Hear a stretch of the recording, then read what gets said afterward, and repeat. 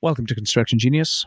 And as you know, from time to time, I like to have folks on the podcast talking about the various technologies that are impacting construction. And a technology that is impacting construction and many, many other people is AI, or artificial intelligence. But what is AI? How is it impacting construction specifically? What are its limits? What are the misconceptions associated with AI? And how should you be going about figuring out how to use AI in your business? These are all questions that I ask my guest today, Daniel Hewson. Daniel is the Data Capability Manager at Alicosoft, and he oversees the development of overall data and AI strategy and focuses on discovering how AI can be leveraged to improve project planning and to identify inherent project risk. The thing I like about Daniel is that he is a realist. We talk very much about the limitations of AI, one of them being the fact that your AI is only going to be as good as the quality of information that you feed it. Another limitation, which is very interesting and something that we have to really embrace when it comes to using AI models, whether they be ChatGPT or other types of models, is that the output you're going to get from an AI is not 100% accurate all the time. And you have to just accept that. 100% accuracy is something you're not going to get with these models because they're not designed to do that. And so we talk about that in some great detail. We also talk about some key questions that you need to ask AI vendors, whatever they're vending to you when they're knocking on your door, telling you, hey, look, here's the AI easy button that's going to change your construction company. And we also discuss the importance of construction companies forming partnerships with technology companies in order to be able to, over time, exploit some of these technologies to help build projects more effectively and more productively. So it's a very practical, very straightforward conversation that gives us a good overview of AI as it pertains to construction. So feel free to share this with other people in your organization and other people that you know. And please give us a rating or a review wherever you get your podcasts. And as always, thank you for listening to Construction Genius. This is Eric Anderton, and you're listening to Construction Genius, a leadership masterclass. Thomas Edison said that genius is 1% inspiration and 99% perspiration. If you're a construction leader, you know all about the perspiration, and this show is all about the 1% inspiration that you can add to your hard work to help you to improve your leadership. Daniel, welcome to Construction Genius. Thanks for having me. Yeah, tremendous. I've had a number of guests on over the last year or so, and we've been diving into some of the new technology that's coming out, particularly around AI. And I want to continue to dive into that and tap your expertise for my audience. So what do you mean by AI? Yep. Okay. So I'll start by giving sort of like the technical definition. Well, artificial intelligence is actually a very broad area. Like formally, it's defined as any system that acts with an intelligent way, right? So this could mean basically anything, right? Like technically, using the formal definition, you can get an Excel spreadsheet is acting in an intelligent way, therefore it's AI, right? Which isn't what people mean. When I'm talking about AI, usually what I mean machine learning. And that's where it's basically a piece of software or a process which has learned how to do what it is that it's doing from real-world data examples. So it's something that hasn't been programmed with explicit rules. There's been data that's been gathered. So say you want to try to identify maybe failure on a construction site. You have examples of pylons that have been failing. You go and you take photos of them and you classify them into things that are not failing and things that are. And then an algorithm looks at these photos and learns what it needs to look for to detect that failure. So someone hasn't actually told it explicitly the rules. And that's quite liberating. So it means we can move from problems where we understand how it is that you need to code something up or tell a computer how to do it, to going, I'm going to show you lots of examples about how to do this, and you're going to figure out, hopefully, how to actually solve this problem for me. Okay, so in that process there, I think it's a neat way of describing the difference there. What are the limitations or the challenges that your typical AI comes across in this machine learning environment when it comes to being useful?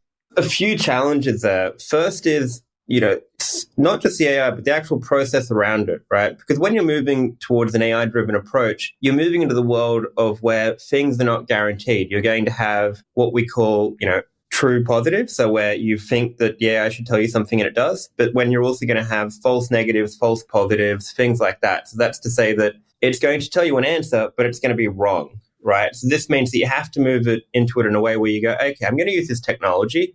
It's going to enable me to automate some process, some bit of work that I'm doing, but actually it's not going to be 100% right, which isn't necessarily the end of the world, but it's about going, okay, what processes do I need to put around this such that it can tell me a thing and maybe it'll be wrong, like, 5% of the time, 10% of the time, but it'll have quirks. Like if anyone's used ChatGPT, you'll see that it's giving you a really good answer and then it goes off the rails and tells you something that you're like, whoa, no, that doesn't make sense, right?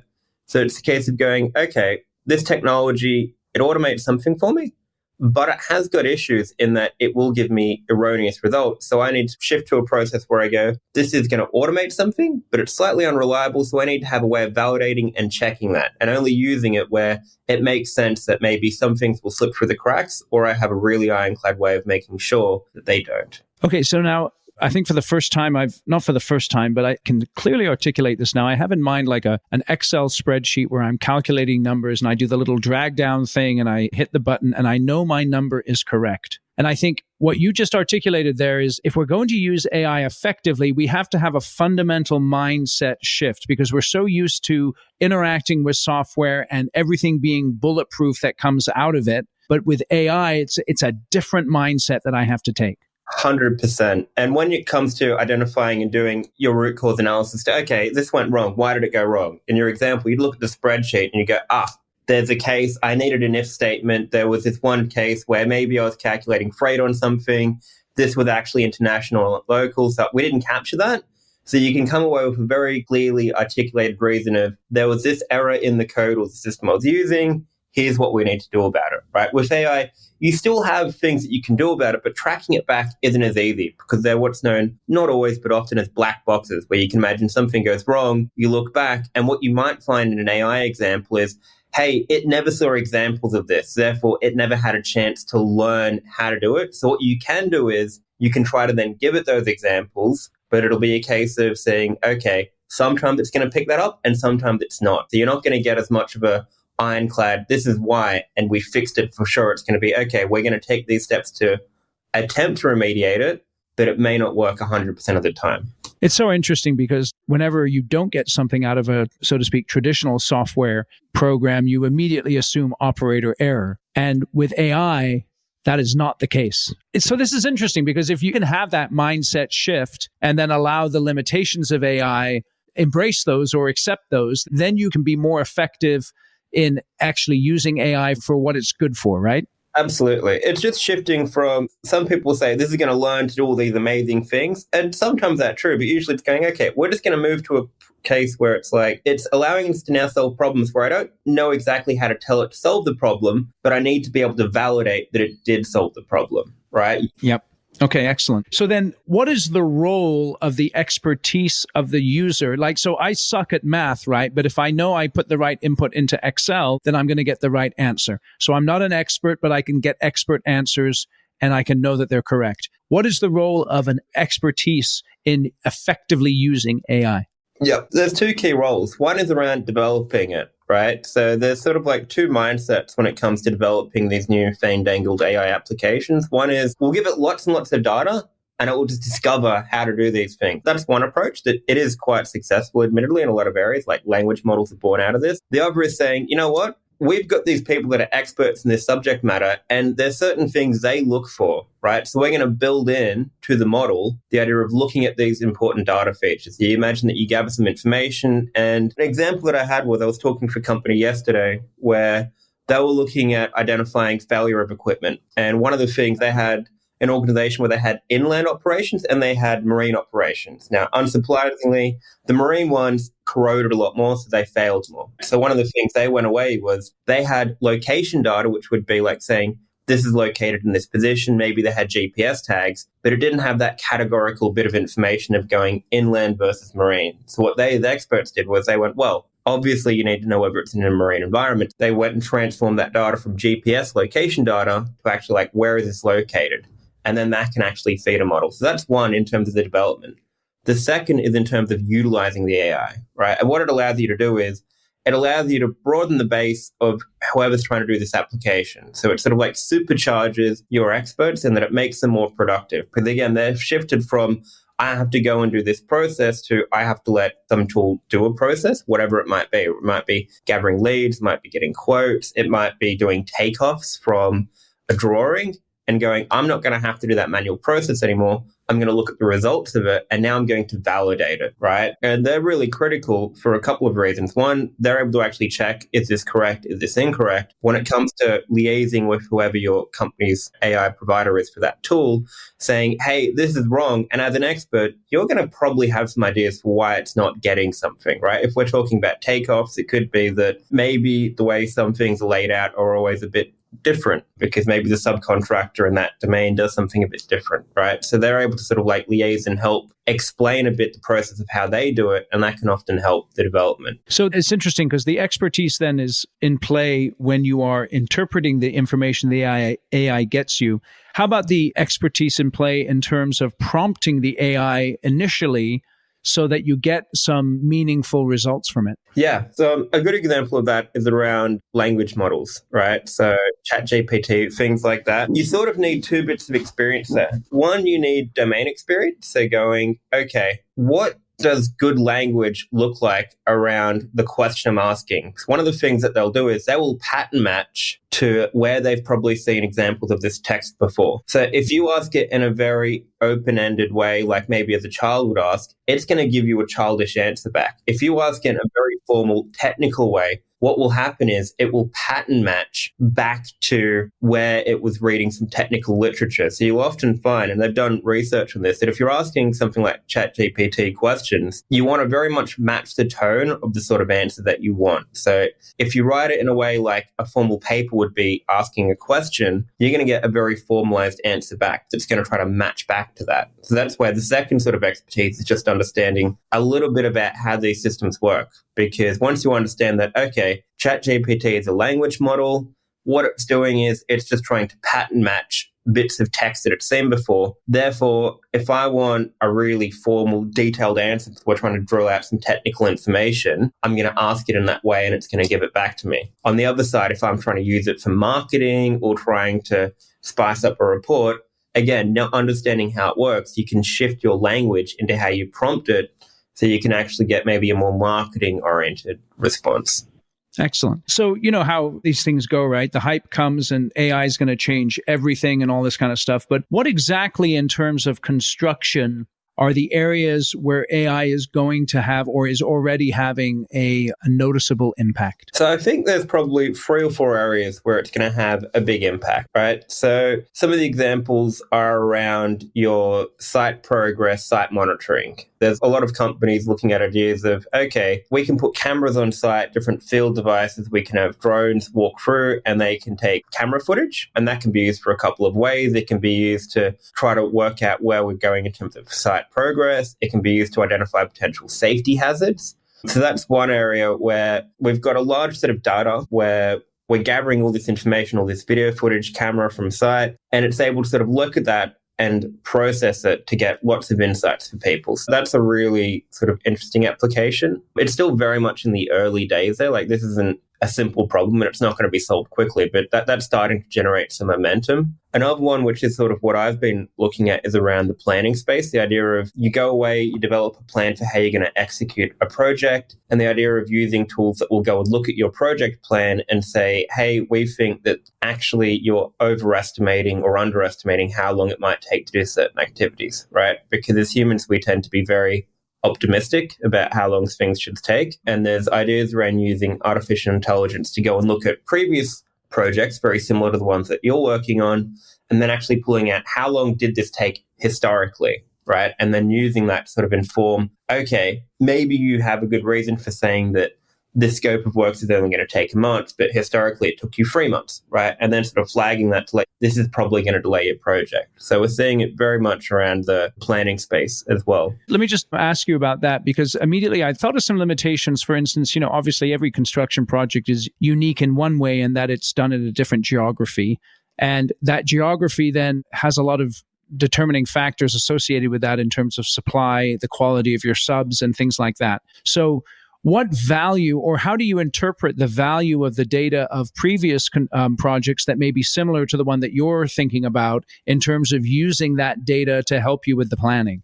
Yeah. So the answer there is that some things are different and some things are the same. So for instance, if you're doing, let's say you're doing a railroad, or actually a better one would be tunneling, right? So if you're doing tunneling, obviously the rocks, the geology of where you're actually working is going to be radically different and going to enforce, constraints in your program. But if you look at a schedule and you see they didn't do a geotechnical study, you already know that there is going to be a high risk of delay because they haven't done a geotech study, right? And that's usually how a story starts. So, well, there was a tunneling project and it got delayed by 12 months because they didn't do that geotech study, right? So it's in things like that where, yes, the outcome of that geotech study will be different, but you can already highlight that a large percentage of time you're at risk of delay because you haven't done it. Now, it could be that there might not be a delay because you're in really good soil, it's not a concern.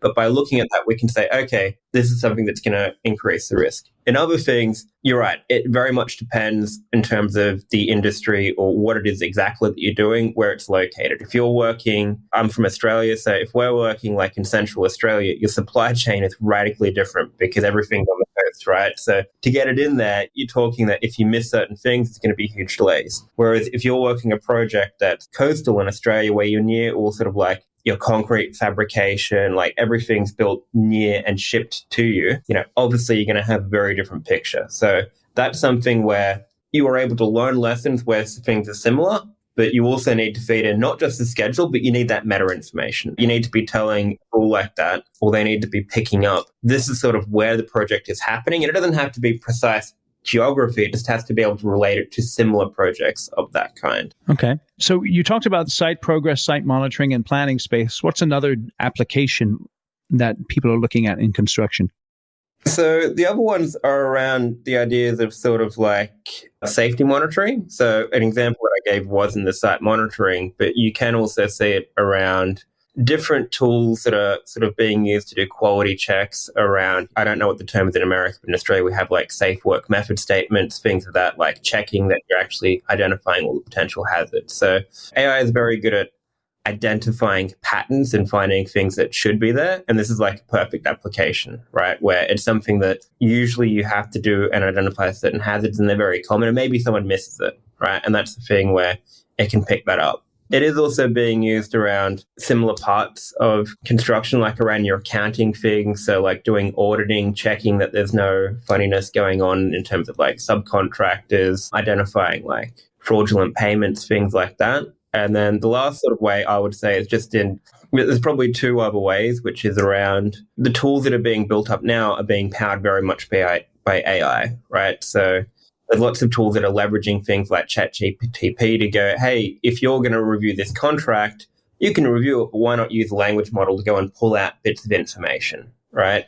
You can imagine that you drop that contract in or that document, whatever it is, and you can ask a question. So it's sort of like tooling that's not construction specific, but it's definitely helping construction where we're really under pump. We don't have the time to go and often review things as in-depth as we need. Being able to have these tools that actually can speed up that process and actually enable people to ask a question, pull out, does this talk about, when am I meant to be getting to site? When am I meant to be doing this? What spec do they want for this? To be able to pull that out quickly. Those tools are helping a lot.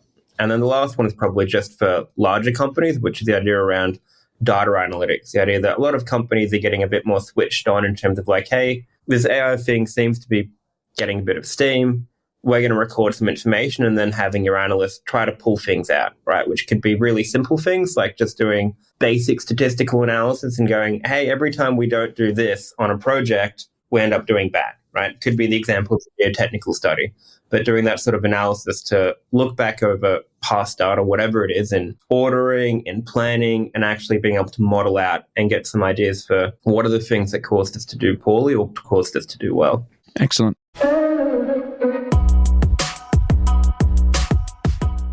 Hope you're enjoying my conversation with Daniel. As you'll know from listening, AI is not going to replace everyone, and particularly it's not going to replace the leaders in your organization. And that's why you should go out and buy my book, Construction Genius. It's all about effective, hands-on, practical, simple, no BS leadership, strategy, sales, and marketing advice for construction companies. So if you're listening to this podcast, that means this book is for you. So this is what you do.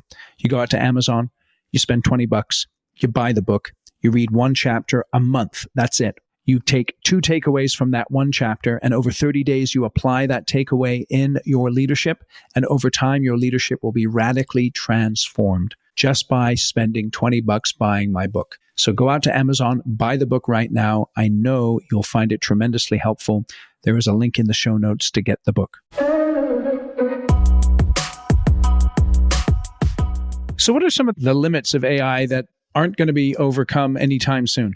This is sort of a hard one to pick because they've been making jumps and bounds, but I'll go out on a limb on a few things. So like the most obvious one is this idea of, moving from a process that's going to be right every time to one that you're going to have to check the outcome, right? That's fundamentally built into the DNA of AI or machine learning. Now, what you'll see is that it'll get a lot more accurate, so it's not going to be as much of an issue, but it is still very much going to be there. Another one, I'm quite dubious around language models, so things like ChatGPT. There's a lot of people that'll say it's learnt this and it's understood, and that's really not true, right? They're incredible models that are really amazing, but all that they're doing is they are just pattern matching and trying to predict what the next likely word is. Now, to do that, they've built really impressive models of the world, but they don't actually understand things, right? So that's an area where I think we're going to get better at using them, but they're never going to, not never, but I don't think language models in their current form are going to truly understand things. They're still going to be quite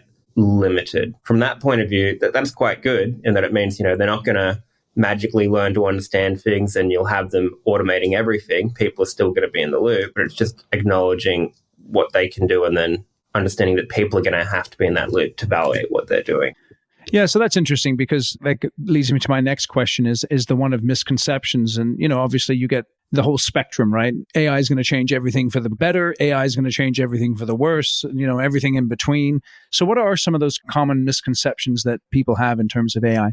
So the few of them that I like to go through. One of them is when companies decide to embark down the path of actually developing it in-house for some application. So, it could be the example of maybe you're a company that goes and does an installation of like power poles on site, something like that, right? And you know that for some reason, some of them are not done correctly and that leads to a failure. You want to go, okay, we're going to take photos. We're going to try to identify and automate a process. What people don't realize is when you go through the journey of doing AI, about 5 to 10% is actually the part of building this model and having it do the mathsy modeling part. 80%, well, maybe not 80, but about 70%, 60% is just in gathering and cleaning the data, right? So when companies go down this path, I'm going to take this bit of information, I'm going to put it into a model, and it will learn things. And that's simply not true. What happens is when you actually start looking at the data, because, data is generated by humans and we're very clever at solving problems, but we're very terrible at following process and procedure. And what you find is that the data often isn't standard. There's bad examples in it. There's cases that are just flat out wrong. And this will apply for whatever application, because I've done a few of these myself. Whatever application you're looking at, you'll find that a lot of the examples that you have are just wrong. Maybe you're monitoring some process and the sensor failed, right? So now that data is completely garbage. So most of the time it's actually spent cleaning it, trying to understand what the data is actually telling me, and then at the end, you're modeling it. That means then, what I'm hearing there is that if you're going to use a tool, you should be looking for a tool that has had a tremendous amount of upfront work put into it to make it useful. Is that right? Yes, absolutely. So the good tools out there will sort of be very transparent about that, you're going to have to go away and do some data cleaning. Like maybe they have it where they have a lot of these processes automated, but there's significant work in actually going and making sure that it can understand real world data sets, because real world data is very messy. This is important. When it comes to technology, construction contractors have vendors knocking on their door every single day saying, here's my easy button, and if you hit it, your life will change, right?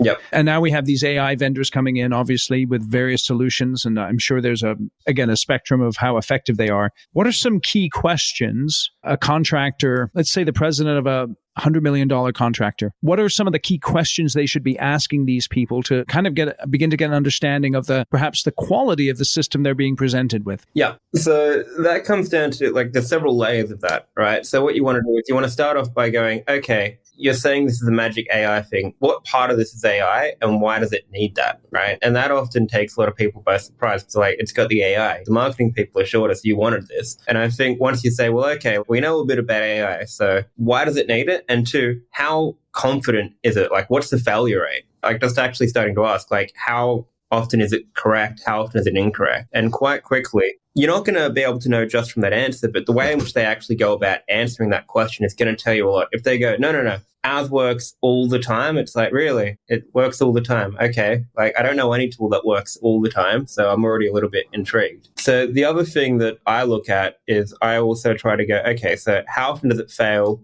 What data prep do we need to do? How do we need to make sure that it's going to be able to understand our data? Are there some areas where it's not performing well? So it's all around feeling out what have your previous clients been doing and how similar is it to what I'm doing, right? Does it not handle this area really well? And again, how they answer that question is going to tell you a lot. And the final thing that I try to look at is, particularly if it's some AI tool, is, what research have you done? How is this? It's a very technical field.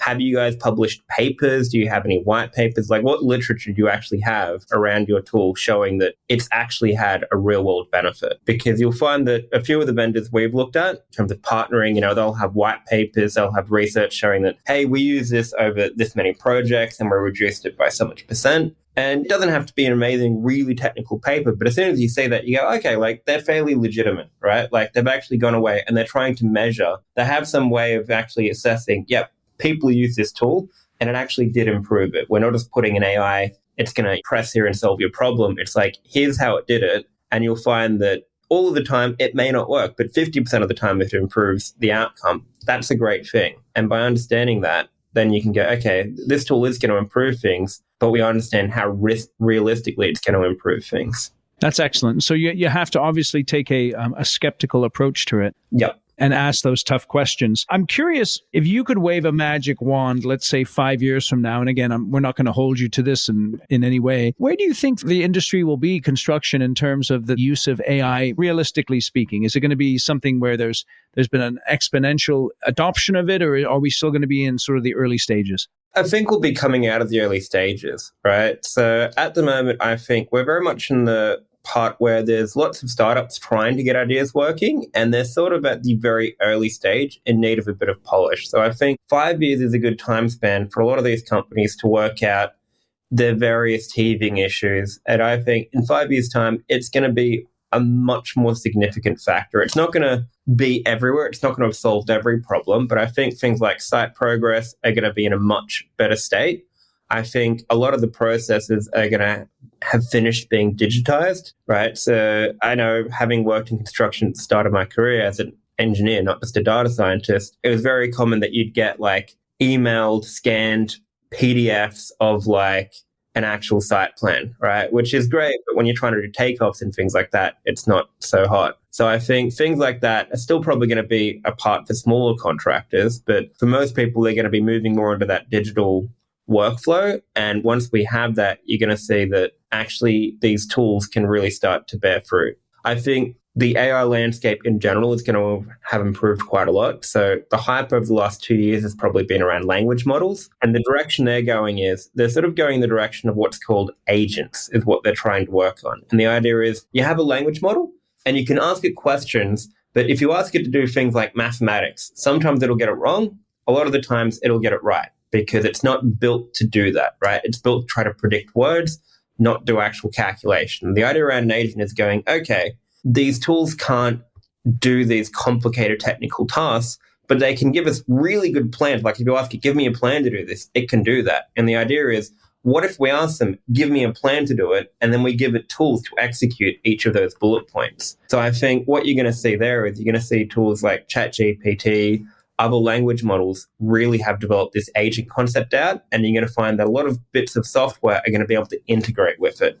So the example we give is we imagine that for our products around project management, you might be able to go to an agent, a chatbot basically, and you ask like questions about your project and it will be able to actually answer them. So you won't have to go through, harass your planning guy and say, hey, when does this bit of work start? Or why can't I actually go and get access to site yet? Like what's driving this?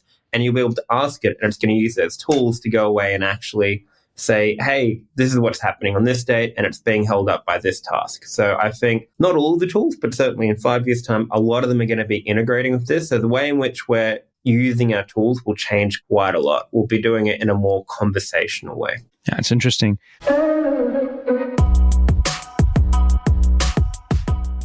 Hey, this is Eric. And just a quick note, you have an executive in your company who is talented from a technical perspective, but they struggle with their people skills. You don't want to fire them, obviously. They're a deeply important member of your team, but they need to up-level their game. That's why you should hire an executive coach. Now, not just any executive coach, but someone who actually knows construction, who's worked with contractors for over 2 decades, and who understands the challenges of shifting from being a project-focused person to a people-focused person. And that is the biggest challenge that a lot of these technically skilled executives have. And that's why you should contact me on my website, constructiongenius.com/contact. Put your details in there and we can connect and have a short call to discuss how I can help you with the executive coaching that I provide my clients.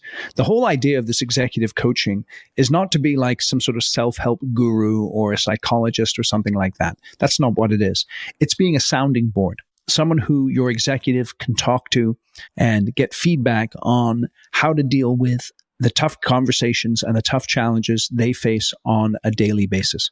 So reach out to me on my website if you have someone in mind who you think would benefit from working with me in an executive coaching capacity. All right, let's get back to my interview.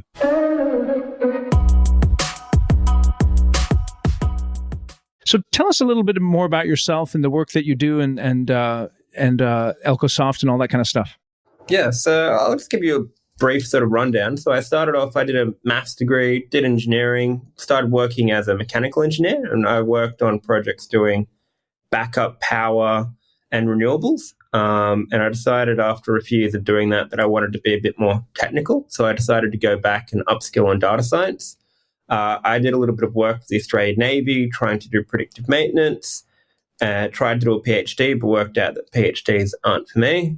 Came back and I started looking at this problem of project planning, where I met the guy that I currently work with, Mark Chapman, who's head of innovation for Ecosoft. So I started somewhere else, but we worked together. I left and he eventually headhunted me. And what we're doing is we're trying to understand how can we help our clients and improve the process around, at the moment planning, but not just planning, tendering, and also asset management, and how can we sort of distill that expertise like we were talking about earlier, right? So the idea is, can we go and look at a bunch of previous schedules and talk to planning experts and go, right, we often know that there's lots of things that drive project success or failure. I gave the example of a geotech thing earlier.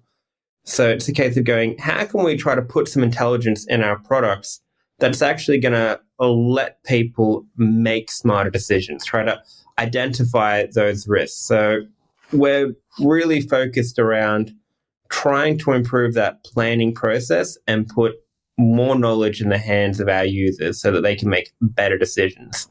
Eventually, the end goal is that we'll use artificial intelligence not just highlight risk, but suggest ways people can get out of problems. So the idea being that if we identify that your project's at risk, maybe we'll suggest, hey, you're doing some tunneling work, you should probably do a geotechnical survey, right? The idea is that we'll eventually be suggesting things like that. So my work at the moment is very much around understanding what's the roadmap, what things should we do? Because there's so many potential things that you can do with artificial intelligence at the moment. And it's a matter of just going, right, we have finite resources. What things will probably deliver the best value to our clients early? So at the moment, we're using tools like ChatGPT to have a better onboarding process. So we've built a prototype chatbot that has access to our help documentation, our support documentation. So when users have problems, they can go on our site and it can go and answer, here's how you do this, here's how you do that. And I use that tool quite successfully to build our AI roadmap. We're also looking at partnering with construction companies. So saying, hey, we have a product that helps you plan projects, but it's your planning data. We'd like to work with you and get some of that planning data and actually start building these AI features. And it's a matter of, we want to partner with them because one, we need their data, but two, these are the guys that are actually on the ground doing these projects. And they know often what they should be looking at, but they just don't have time to look at it. So we're trying to partner with people and work with them to understand what checks do they do, what things do they miss, and how can we help automate that for them. So this is it's an interesting opportunity for construction companies in that realm of partnering, because they're not just the customer in a certain way. They have that vital information that you, as a software developing company and a data company, that you need. Yes. So that leads me to one of my final questions here is, how should I, as the CEO of, let's say, a commercial construction company that turns over $100 million plus a year, how should I begin to approach this journey into using AI? Obviously, partnering with companies is one way. Can you suggest some other ways that would be beneficial? So I think one way that the construction industry in general needs to look at is this idea of working groups and consortiums, right? So I had a meeting the other day with a consultancy firm in Australia, and they'd been doing lots of work for the oil and gas industry. And we were talking through various things that I gave you examples of, where they knew like they had to go and do geotechnical surveys. Like that would be basically a thing that they would check. And what they'd done is they had formed a working group with, your BP, Shell, Chevron, like all of these massive conglomerates had formed a working group, and they'd shared project data and a very high level of detail about project data. And then from that, they had hundreds, thousands of examples of previous projects and the ways in which they were planned, where they were located, where they were working, what were the specifics or nuances of that project. And then they had a very robust data set to actually go and make statistical judgments of saying, hey, historically, there is some variance between different companies because there's different management strategies, things like that. But actually, we can tell for sure between all of you, if you're doing this thing wrong, you're behind the eight ball. So by having that working group and sharing data, they're actually able to better improve their practices. And that's a big thing that I think the construction industry needs to look at. So going around and doing talks with many of them in Australia, they kind of look and go, yeah, data is in your oil and we own the data and we kind of don't want to share this. And it's like, okay, yeah, if data's in your oil, are you Shell or BP? No. What are you going to do with it, right? So I think one of the things there is this, just getting them open to the idea of like, we need to partner with people. We need to understand that this is going to be an evolutionary change where we're going to need to understand that this is going to be a process where we need to look at going, it's moving us to where we need to validate what it's telling rather than just automating a thing, but also understanding we probably don't have enough data on our own to answer all the questions we may have. We might have to share and work with our competitors in some sense. It's not going to help them any more than it's going to help us. And it's a way of going, okay, we need to start just considering doing this. What data could we share? What would not really be giving them our secret sauce? What in sharing could we actually help us learn where our real gaps are in our knowledge and the mistakes that we're making? That's one of probably the biggest one I would say, is just being open to the idea of you don't have to show them everything. You don't have to share like, hey, here's our internal process. Here's like how we win all these jobs. Like that's ridiculous. But by being open to going, okay, what are the key areas where we want to try to establish some standards and we want to try to share information? So the idea of a lot of companies in Australia and the UK moving to BIM, I think America's starting to get there in terms of integrating BIM information, going, right, let's make sure that we're always standardizing on how we're doing these things so these AI tools can actually use that data. Yeah, it's very interesting, that analogy of oil, because just like you have to extract the oil, you have to refine it, and then you have to convert it to use. So you have to do the same thing with data. Absolutely. Yeah, very interesting. Great. So tell us a little more, Daniel, about how people can get in touch with you. So to get in touch with us, best way is probably just reaching out through email. So daniel.hewson@alicosoft.com. Another good way would be to reach out to our team in America. So David Hernandez heads that up. Have his email, but probably through email or from calling the American branch. Don't have their number at the moment. No, that's fine. We'll have links in the show notes to the website. And Daniel, who would you like to get an email from in terms of the work that you're doing from the construction industry? So for me, it would be an email from like ideally that CEO that we'll hypothesizing about before, or the head of planning, right? To say, hey, look, so on the podcast, we have a lot of data. we want to try to improve the way we're doing things. Can we work together, right? That for me would be a dream. Like we're, actively looking for companies to work together. We're not going to solve this in 5 seconds. We want to work with you, try to build this out. It's going to improve our product's value, but it is going to improve the efficiency in which you do things. So I think that would be fantastic, being able to partner with some larger companies in America to say, hey, here's how we've run projects previously. Here's our planning data.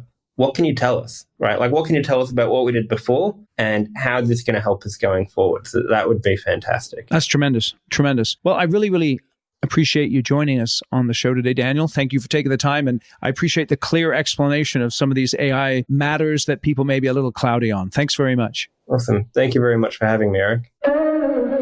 Thank you for listening to Construction Genius and my interview with Daniel. Reach out to him on his email, daniel.hewson@alicosoft.com. Links in the show notes. And feel free to go to alicosoft.com and learn more about their business.